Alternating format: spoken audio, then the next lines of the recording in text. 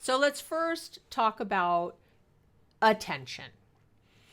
And attention is, I'm trying to think of an easy way to say it, is just basically where you put your mental focus. I'm sure you've heard someone say, where your attention goes, energy flows. And that is exactly what happens. When you place your awareness on something specific, you're basically making it a priority in that moment. You're saying it's important. Now, really think about that. As soon as you attend to something, put your attention on it, you're saying it's important. Now, other people pick up on that. So if my child is, when they were little, mommy, look, and I would stop and look, I would give my attention to it. I'm letting them know that I think this thing's important that they're trying to get my attention about. And I'm sharing that with them because obviously they think it's important or they wouldn't be yelling, mommy, look. And so it works in wonderful ways like that where it can really connect us and really help us, feel loved and show love. And then it can work against us when we're really paying a lot of attention to how your partner chews with their mouth open, or the things that they say that you don't like, or how your boss is always in a bad mood. Or when we're putting our attention there, I'm going to talk about the brain later too in this, as you know I always do, that you're saying to the universe, to yourself, to everybody, this is the most important thing in my day, how my partner is chewing. In this meal that we're having together, this is the most important part. That's what you're saying. So I understand you're not saying it out loud and you're thinking, well, I'm just thinking it to myself. I'm not saying it to anyone. But come on, what you're thinking about and what you're focusing on is all relating absolutely to your mood, because we feel the way we think. So whatever, even if you don't say it out loud, if your attention is somewhere, you're feeling about it. And I don't know that that's where you want to be. So, as you're listening right now, you might be realizing how many things you give your attention to that really aren't that important to you. I mean, it would be so much better to put your attention on getting fit, spending quality time with your partner, putting in your best effort on that project at work. But when it comes to these things, we often find that we, don't have the energy, or, we look up after an hour of scrolling through social media and realize we no longer have time or the energy or the bandwidth to go to the gym or just do anything else that we said we were going to do. And it's because, your attention is fueled by your willpower. And I did a whole episode on willpower just last week. I spent a long time. It was a longer episode. If you haven't listened yet, I hope you do, because it's a change your life episode. How do you like that? I'm going out there. I'm saying it's a change your life episode. So spend the time. I think of my episodes, the podcast episodes a lot as trainings. They're like, I mean, these are things I teach in organizations and teach to clients. And, just because you're getting something without paying doesn't mean that it's not super valuable.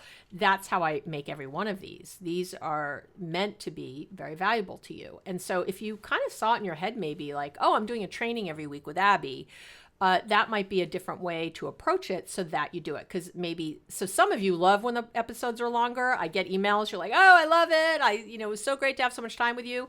And other people are like, I listened to it on 1.5 speed. Why do you go on and on? And actually, very few people do that anymore. I think we've gotten rid of them. I do it. I talk as long as the information is there. I do not look at my podcast episodes and go, oh, this should be 30 minutes or this is 45. I just, I kind of write up my outline. I figure out what I want to say. And that's how long the episode is. It's however long it takes to get my point across. That's kind of how I see it.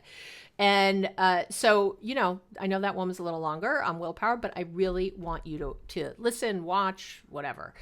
Go to the website and read the corresponding blog post about it, however you do it. Because, again, your attention is fueled by your willpower, by your emotional bandwidth.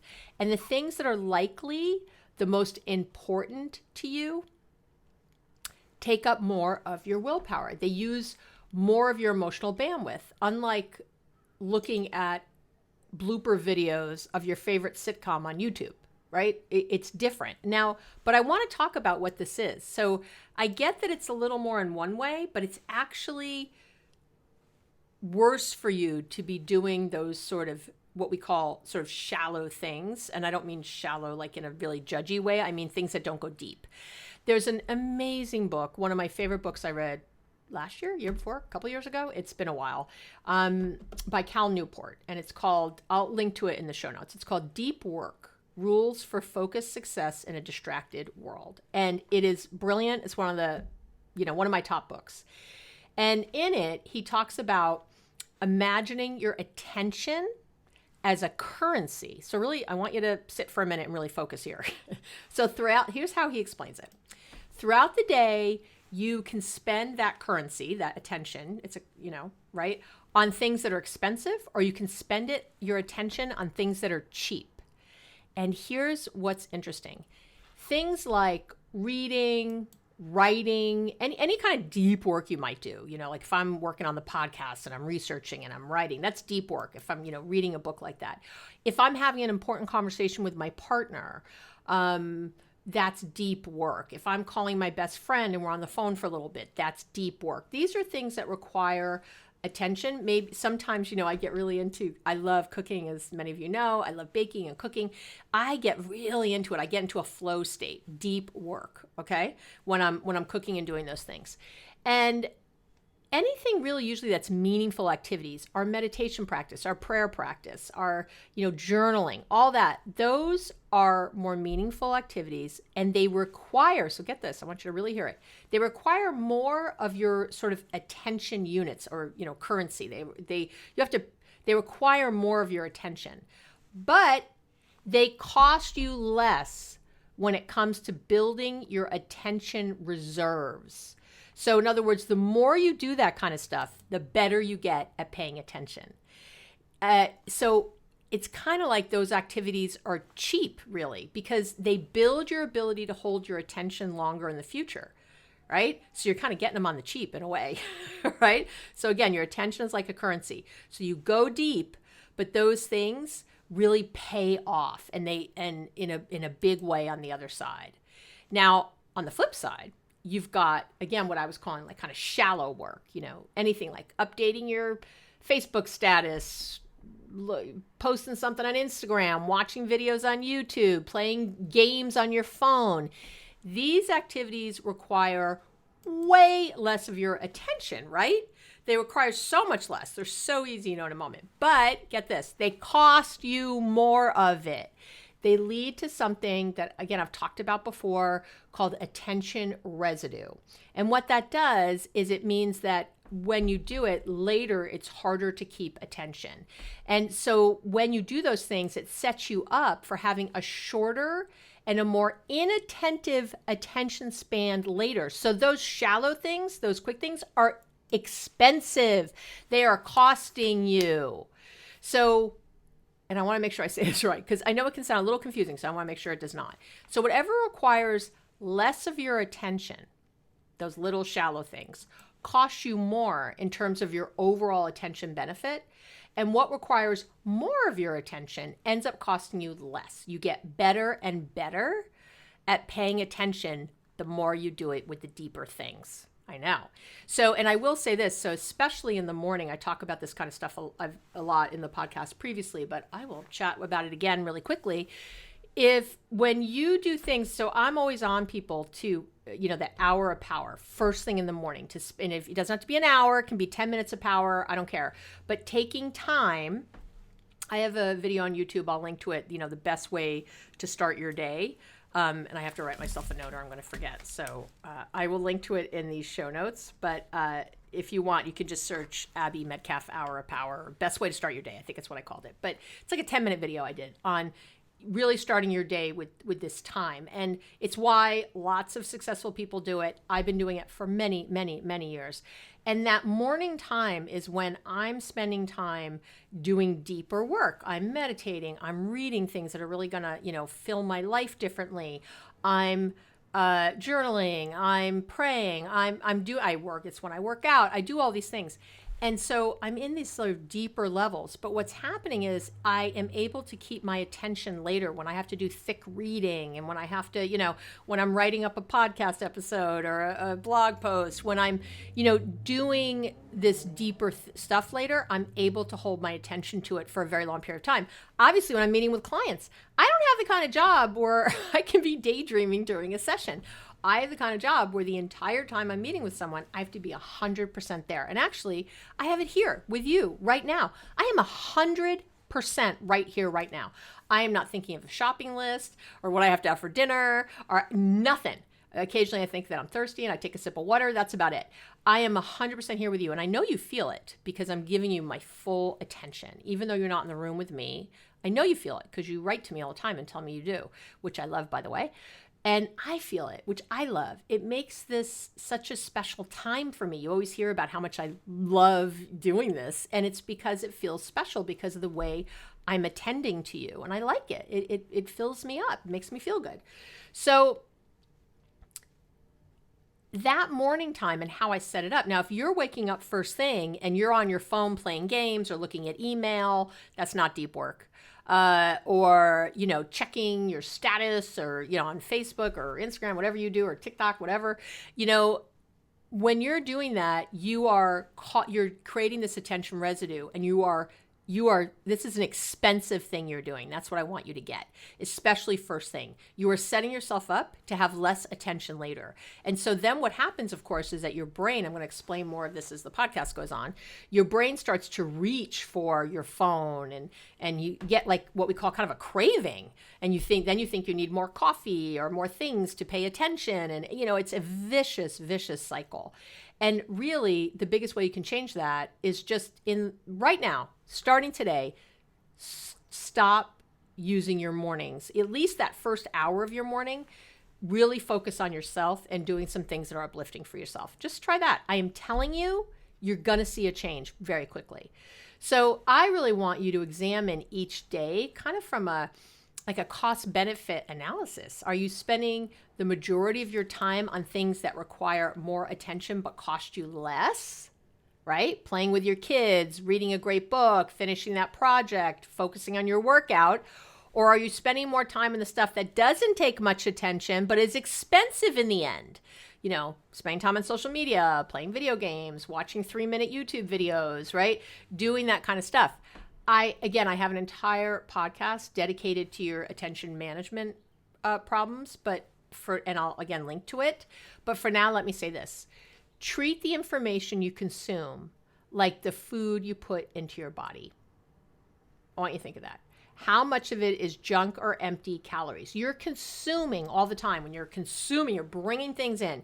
You're listening to things. Maybe you listen to the news 24/7. Maybe, you're bringing that into your person. That's what you're doing.